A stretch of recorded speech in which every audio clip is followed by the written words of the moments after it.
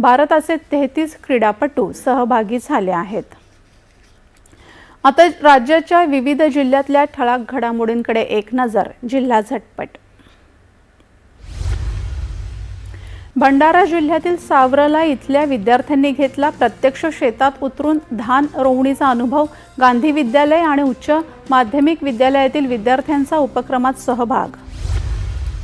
राष्ट्रसंत तुकडोजी महाराज नागपूर विद्यापीठाचा 103वा वर्धापन दिन उत्साहात संपन्न।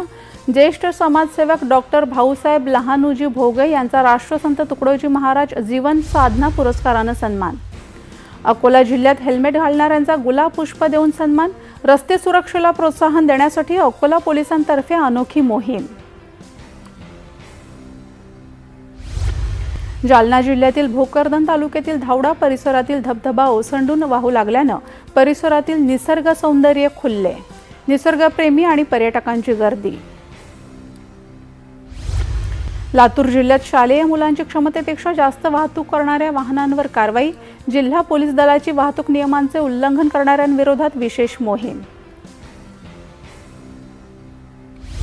आणि जालना जिल्ह्यातील जायकवाडी धरणातून पाण्याचा विसर्ग। अंबड, घनसावंगी, परतूर, मंठा आणि तीर्थपुरी परिसरातील नदीकाठच्या गावांना सतर्कतेचा इशारा।